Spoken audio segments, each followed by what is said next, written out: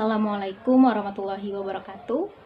Perkenalkan, nama saya Putri Kartini. Kali ini saya akan menjelaskan tentang gaya Newton. Nah, sebelum kita menjelaskan tentang hukum Newton, kita pelajari dulu nih sejarah dari hukum Newton. Nah, berikut adalah gambar dari potret Sir Isaac Newton yang lahir pada 1634 dan meninggal pada tahun 1722. Beliau merupakan seorang fisikawan asal Eropa yang merupakan pengemuka hukum Newton serta menemukan hukum gravitasi, hukum gerak, kalkulus, spektrum, dan juga teleskop pantul. Nah, konsep dasar hukum Newton dibagi menjadi 3, teman-teman. Ada hukum Newton 1, ada hukum Newton 2, dan juga ada hukum Newton 3.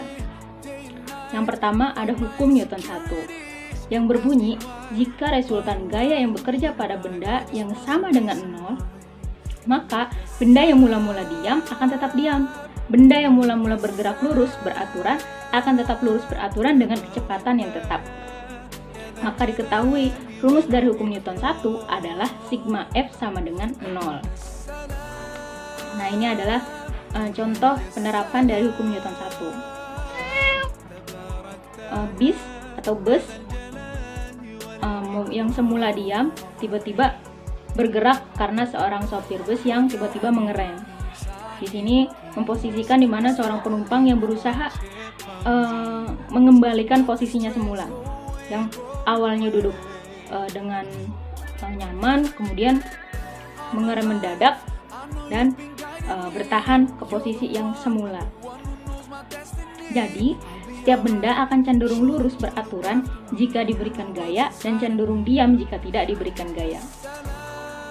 Selanjutnya ada hukum Newton 2. Hukum Newton 2 berbunyi, percepatan sebuah benda berbanding lurus dengan gaya total yang bekerja padanya, dan berbanding terbalik dengan masanya. Arah percepatan sama dengan arah gaya total yang bekerja padanya. Nah, maka diketahui hukum Newton 2 memiliki rumus, yaitu gaya sama dengan massa dikali percepatan.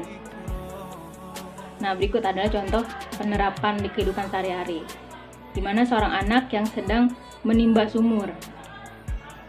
Nah, jadi semakin besar gaya yang dikerahkan, maka semakin besar pula percepatannya, dan semakin besar beban yang ditambahkan, maka semakin kecil percepatannya. Selanjutnya ada hukum Newton 3. Berbunyi, setiap aksi akan menimbulkan reaksi. Jika suatu benda memberikan gaya pada benda yang lain, maka benda yang terkena gaya akan memberikan gaya yang besarnya sama dengan gaya yang diterima dari benda pertama, tetapi arahnya berlawanan.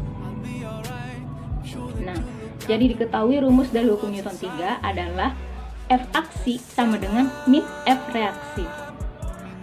Nah, berikut adalah contoh penerapan dari hukum Newton 3, di mana seorang anak yang sedang memantulkan bola. Nah, hukum Newton 3 ini berkaitan dengan gaya aksi dan gaya reaksi.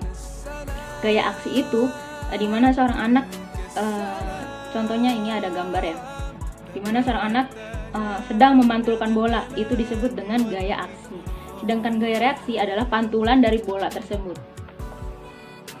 Nah, sekarang kita waktunya evaluasi, teman-teman. Di sini ada 3 gambar.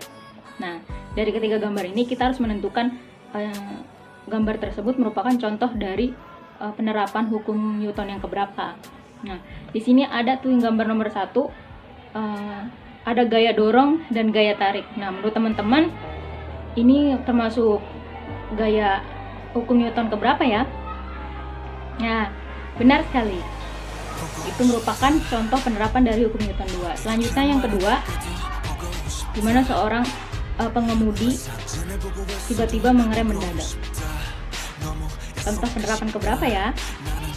Ya, benar, hukum Newton 1. Nah, yang ketiga ada contoh seorang anak yang sedang berjalan. Di situ terjadi gaya reaksi dan gaya aksi.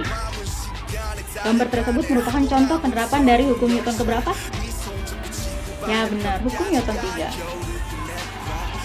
Wah, sudah selesai. Cukup sekian teman-teman presentasi dari saya. Kurang dan lebihnya mohon maaf. Semoga dapat bermanfaat buat teman-teman. Wabillahi taufiq wal hidayah. Wassalamualaikum warahmatullahi wabarakatuh.